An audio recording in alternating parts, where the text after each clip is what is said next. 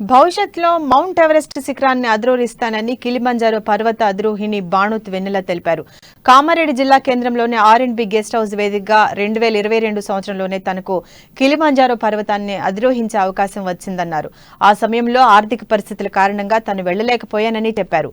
అనేక మంది ప్రజా ప్రతినిధులను కలిసినా ఫలితం లేకుండా పోయిందని, ఈ సంవత్సరం కూడా తనకు అవకాశం రావడంతో ఆర్థిక సహాయం కోసం అర్థించగా green India challenger MP Joginipalli Santosh Kumar తనకు ఆర్థిక సహాయం చేశారని తెలిపారు. దీంతో ఈ నెల 26వ తేదీ గణతంత్ర దినోత్సవం రోజున 5895 మీటర్ల ఎత్తు 19341 ఫీట్లు ఉన్న కిలిమంజారో పర్వతాన్ని అధిరోహించడం జరిగిందని తెలిపారు.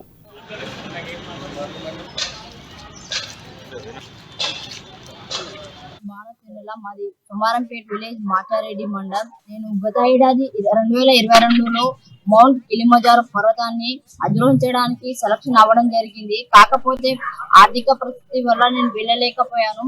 అదే ఛాన్స్ నాకు 2023 జనవరి 19 నుంచి 29 వరకు ఛాన్స్ రావడం జరిగింది.